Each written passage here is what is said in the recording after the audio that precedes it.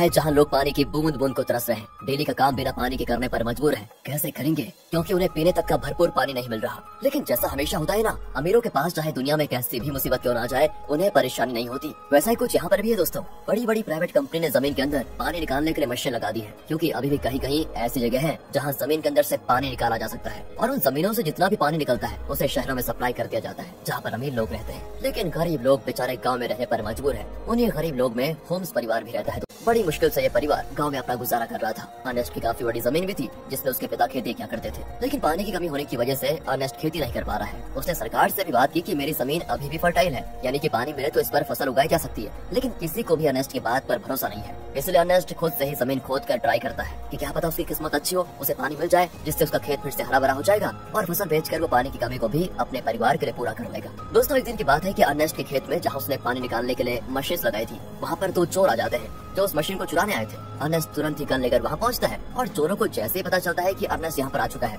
वो लोग बहाना करने लगते हैं कि हम तो बहुत दूर से आए हैं, थोड़ा पानी मिल जाता तो आपकी मेहरबानी होती। पर दोस्तों, तभी वो चोर मौका देखकर अपने पास रखी गन निकाल लेते हैं ताकि अर्नेस्ट को शूट कर पाए। लेकिन अर्नेस्ट का पाला तो ऐसे चोरों से डेली पड़ता था, इसलिए वो तुरंत ही उनके शॉट करने से पहले ही गन चलाकर उन्हें वहीं पर ढेर कर देता है। देखा दोस्तों, ऐसा हाल हो गया है पानी के लिए कि एक दूसरे की जान लेने पे तुले हुए हैं लोग। अर्नेस्ट अपनी मशीन को चेक करने आता है, लेकिन बेचारे को पता चलता है कि यहाँ से जो थोड़ा बहुत पानी निकलता था वो भी खत्म हो चुका है। इसका मतलब कि अब उसे दूर से जगह फिर से गड्ढा खोदकर मशीन लगानी होगी ताकि वहाँ से पानी निकाला जा सके। अर्नेस्ट अब जेरोम के साथ वाटरमैन के पास जाता है। दोस्तों, वाटरमैन ऐसे लोगों का ग्रुप है जो प्राइवेट कंपनी के लिए काम करते हैं, बड़ी बड़ी मशीनों को लगाना ताकि अंदर से पानी निकाला जा सके, और ये पानी शहर में सप्लाई किया जाता है। वैसे अर्नेस्ट इन लोगों को शराब या खाने पीने की चीजें डिलीवर करने का काम करता है। वो शहर से सारी चीजें अपने गधे पर लाद कर लेकर आता है और इन वाटरमैन को दे देता है। उन्हीं वाटरमैन में मैक्स नाम का एक आदमी भी शामिल है जिससे अर्नेस्ट की थोड़ी अच्छी पहचान होती है। अर्नेस्ट मैक्स से कहता है कि देखो भाई, तुमने यहाँ बड़ी मशीन लगाने का काम शुरू कर दिया है। यहाँ से थोड़ी दूर मेरा खेत है जहाँ पानी आता था वैसे, लेकिन तुम्हारे यहाँ वो बड़ी मशीन लगाने की वजह से जो थोड़ा बहुत पानी मेरे खेत को मिलता था अब वो भी बंद हो गया है। क्या तुम अपनी इन बड़ी मशीनों की लाइन दूसरी जगह नहीं लेकर जा सकते?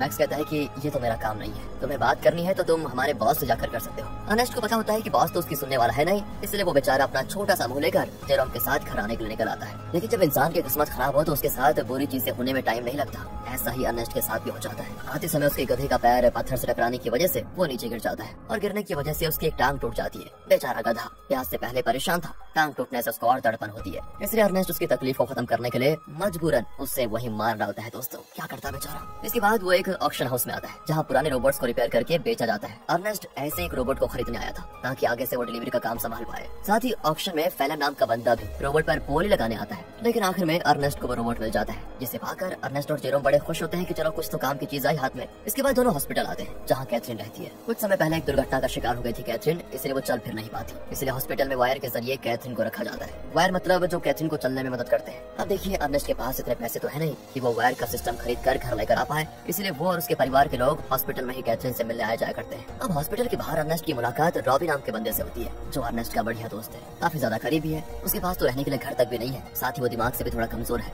इसलिए अर्नेस्ट उसके पास जो थोड़ा बहुत पानी होता है वो रॉबी और उसके परिवार को दे देता है, क्योंकि भले अर्नेस्ट के पास भी पानी की कमी है लेकिन बंदे का दिल बहुत बढ़िया है यार। अब वहाँ से अर्नेस्ट जैसे घर आता है ना, उसके पास फैलम पहुँच जाता है जो उससे कहता है कि मुझे तुम्हारा रोबोट चाहिए, कुछ जरूरी काम है। अर्नेस्ट को पता था कि फैलम एक नंबर का बदमाश आदमी है, वो रोबोट वापस करने में नाटक करेगा, इसलिए दोस्तों अर्नेस्ट रोबोट देने से साफ मना कर देता है। साथ ही दोस्तों मैं आपको बता दूं कि फैलम और अर्नेस्ट की बेटी मैरी का एक दूसरे के साथ चक्कर चल रहा है। अर्नेस्ट ने कई बार मैरी को समझाया कि वो फैलम से दूर रहे, वो अच्छा इंसान नहीं है, लेकिन मैरी है कि सुनने को तैयार नहीं होती। फैलम की वजह से वो तो अपने पिता से भी नफरत करने लगी है। बताओ दोस्तों, माँ बाप कभी गलत होते हैं क्या? जो बच्चे माँ बाप की बात नहीं मानते उनके साथ तो बुरा होता ही है, कहीं मैरी के साथ भी कुछ बुरा ना हो जाए। खैर आके देखते हैं। अगले सीन में अर्नेस्ट एक और जगह गड्ढा खोद रहा होता है, इस उम्मीद में कि शायद वहाँ से कुछ पानी निकल जाए, लेकिन बड़ी मशीनों के पाइपलाइन के कारण आसपास का पूरा इलाका सूखा पड़ चुका था, इसलिए अर्नेस्ट को यहाँ भी निराशा का सामना करना पड़ता है। साथ ही गड्ढा खोदने के दौरान अर्नेस्ट जेरोम से बात कर रहा होता है। वो कहता है, जब मैं शहर गया था वहाँ मैंने एक लड़की को देखा जिसके बाल तो छोटे हैं लेकिन देखने में बहुत सुंदर है। तुम तो बेटा बड़े हो चुके हो, कहूँ तो तुम्हारी बात करवा दो उससे। मैं नहीं जानता कि इस हालत में हम कब तक जिंदा रह पाएंगे,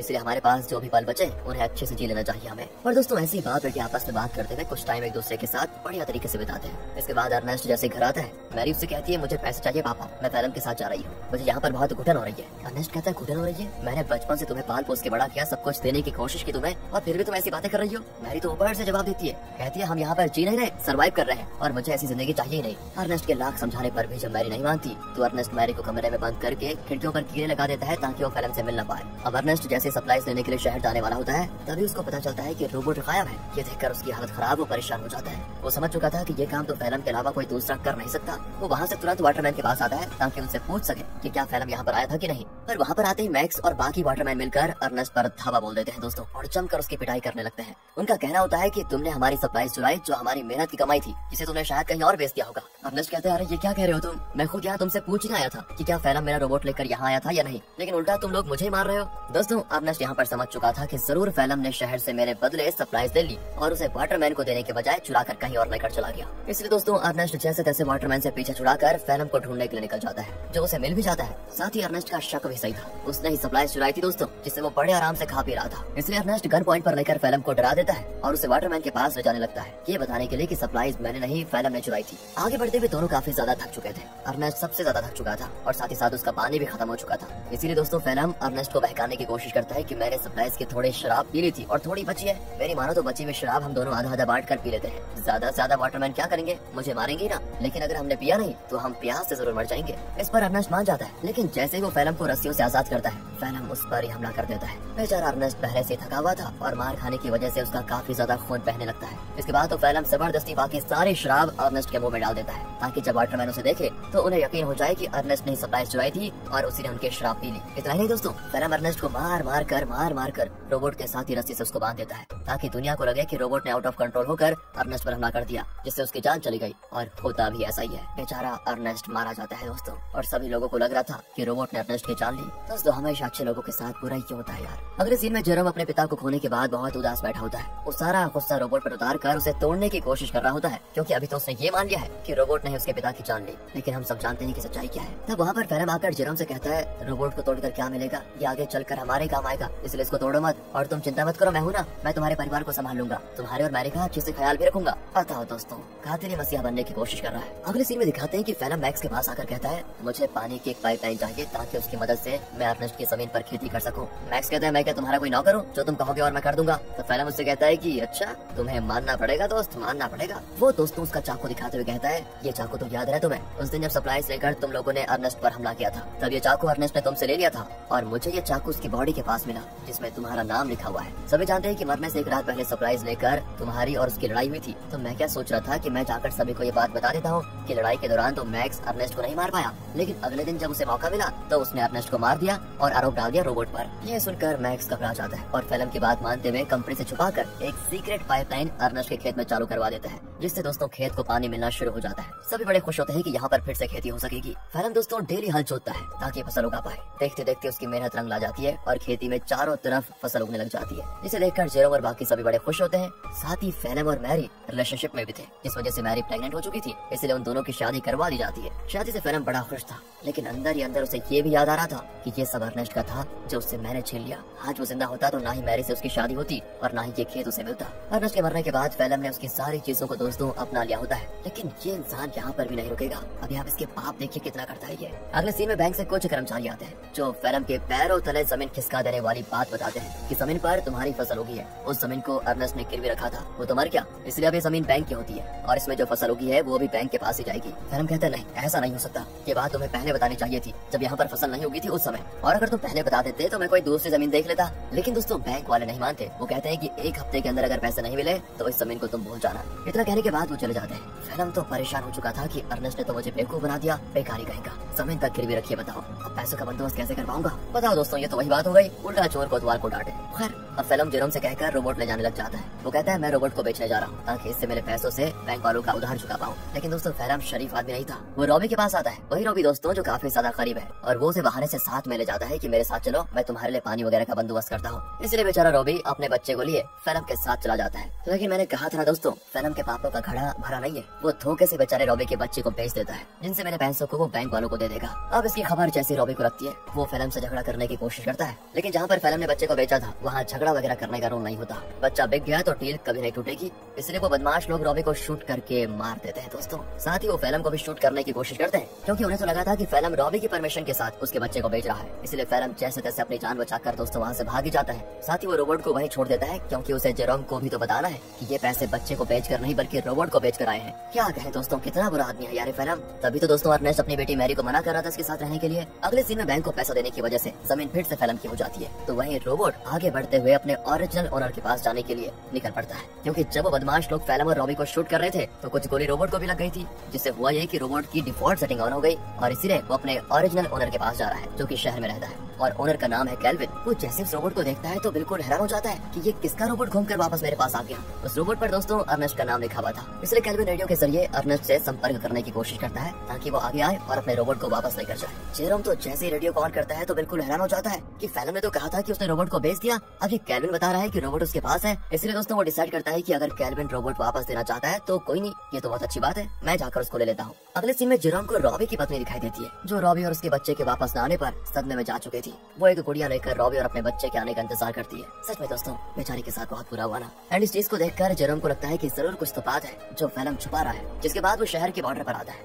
लेकिन 18 साल से कम होने की वजह से गार्ड्स उसे शहर में जाने नहीं देते। तब वहाँ पर एक लड़की आती है जिसका नाम अना है। वो जेरोम से कहती है मेरे पास आ जाओ, मैं तुम्हें शहर भिजवा सकती हूँ, वो भी बहुत कम पैसों में। जेरोम जैसे अना को देखता है तो बिल्कुल हक्का बक्का हो जाता है, क्योंकि वो हूबहू वैसी होती है जैसा कि अर्नेस्ट ने उसे छोटे बालों वाली उस लड़की के बारे में बताया था। याद है दोस्तों जब अर्नेस्ट जेरोम से कह रहा था कि तुम्हारी शादी कर लेते हैं, उससे बात कर लेते हैं तुम्हारी, तो दोस्तों जेरोम उससे फिर अर्नेस्ट के बारे में पूछता है, लेकिन वो तो जानती नहीं अर्नेस्ट को। जेरोम भी आगे कुछ नहीं कहता और इसके बाद वो जेरोम को शहर तक जाने वाली सामान की गाड़ी में छुपा कर बैठा देती है और उसकी मदद से जेरोम शहर पहुंच जाता है। अब शहर आने के बाद जेरोम कैल्विन से मिलता है, जो उसे उसका रोबोट वापस कर देता है। रोबोट को जो गोलियां लगी थी कैल्विन ने उसे भी रिपेयर कर दिया था, साथ ही उसने रोबोट की सेटिंग भी सही कर दी थी। तब जेरोम जैसे ही रोबोट को ध्यान से देखता है तो पता चलता है कि इसमें तो कैमरा लगा हुआ है जो कि लेजर बीम की मदद से वीडियो रिकॉर्ड करता है। वीडियो साफ रिकॉर्ड तो नहीं होता, लेकिन इतनी क्लियर जरूर होती है कि उसे देखा जा सके। और तब उन वीडियोस में जेरोम को उसके अर्नेस्ट के साथ बिताए वे पल दिखाई देते हैं जिन्हें रोबोट ने रिकॉर्ड कर लिया था। उन्हीं वीडियो में दोस्तों वो वीडियो भी होती है जब फिल्म अर्नेस्ट को मार रहा था और रस्सी से बांधकर उसे रोबोट के साथ जोड़ दिया था। इस चीज को देखकर जेरोम को एकदम से सदमा लगता है। उसे सच्चाई का पता चल चुका था कि उसके पिता का मरना कोई एक्सीडेंट नहीं था, बल्कि फिल्म की सोची समझी साजिश थी। इसलिए वो रोबोट को लेकर वापस घर आ जाता है और आते ही फिल्म को ये नहीं बताता कि उसको सब कुछ पता चल गया है, क्योंकि अगर मैरी को मालूम पड़ा कि ये सब फिल्म ने किया तो वो तो सदमा बर्दाश्त नहीं कर पाएगी। ऊपर से वो प्रेग्नेंट भी है। इसलिए जेरोम एक प्लान बनाता है। वो फिल्म से कहता है कि मैंने रेडियो पर सुना कि रॉबी तुम्हें बुला रहा है। अब ये सुनकर फिल्म परेशान कि रॉबी तो मर चुका है, ये कौन सा रॉबी बुला रहा है। इसलिए वो कहता है कि शायद वो कोई दूसरा फिल्म होगा जिसके लिए वो रॉबी बोल रहा है। अब प्लान फेल होता देखकर जेरोम एक लेटर लिखता है फिल्म को, ताकि फिल्म को ऐसा लगे कि ये लेटर रॉबी ने भेजा है और वो उसे उसी जगह पर बुला रहा है जहाँ पर अर्नेस्ट मरा था। लेटर देखकर फिल्म समझ चुका था कि कुछ तो गड़बड़ी है, मुझे वहाँ पर जाकर देखना ही पड़ेगा। इसीलिए वो उसी जगह पर जाता है जहाँ पर उसने अर्नेस्ट को मारा था। आगे बढ़ते हुए उसे जमीन पर बना हुआ गड्ढा दिखाई नहीं देता और गलती से वो उसे गड्ढे में गिर जाता है, जहाँ गिरने से उसका पैर टूट चुका था और वो मदद के लिए चिल्ला रहा होता है। तब वहाँ पर जेरोम गन लेकर आता है। उसे इतने गुस्से में देखकर फिल्म समझ जाता है कि जेरोम को सब कुछ पता चल चुका है और ये सारा प्लान जेरोम का ही था। तो फिल्म जेरोम को बहलाते हुए कहता है, देखो जो हुआ मैं उसके लिए शर्मिंदा हूँ, मुझे माफ कर दो, लेकिन देखो मैंने मैरी और तुम्हारे कितना अच्छे से ख्याल रखा, अगर मुझे कुछ हुआ तो मैरी ये सदमा बर्दाश्त नहीं कर पाएगी, इसलिए मुझे जाने दो। लेकिन जेरोम उसकी एक नहीं सुनता और सीधे फिल्म को शूट करके मार डालता है। इसके बाद वो रोबोट की मेमोरी भी इरेज कर देता है ताकि कभी मैरी ये सब कुछ देख ही ना पाए। वो नहीं चाहता कि मैरी कभी कुछ इसका सच जाने। कुछ दिन गुजर चुके थे। फिल्म के घर न आने पर मैरी बहुत परेशान होती है। जेरोम कहता है कि वो अच्छा इंसान कभी था ही नहीं, तुम्हें छोड़कर वो भाग गया। और ये सुनकर मैरी एकदम उदास हो जाती है और अपने दिल से फिल्म के लिए प्यार खत्म कर देती है। दोस्तों उल्टा वो उससे नफरत करने लगती है। जेरोम ने बड़ी शांति से अपना बदला ले लिया। इसके बाद जेरोम और मैरी घर चलाना शुरू करते हैं, क्योंकि खेत उन्हें मिल चुका था। उन्हीं फसल को बेचकर वो पैसे जमा करेंगे ताकि अपनी माँ को हॉस्पिटल से घर लेकर आए। और इसी मिक्स फीलिंग के साथ दोस्तों ये मूवी यहाँ पर खत्म होती है। बाकी अगर आपको वीडियो अच्छी लगी हो, एक्सप्लेनेशन अच्छा लगा हो तो लाइक कीजिए।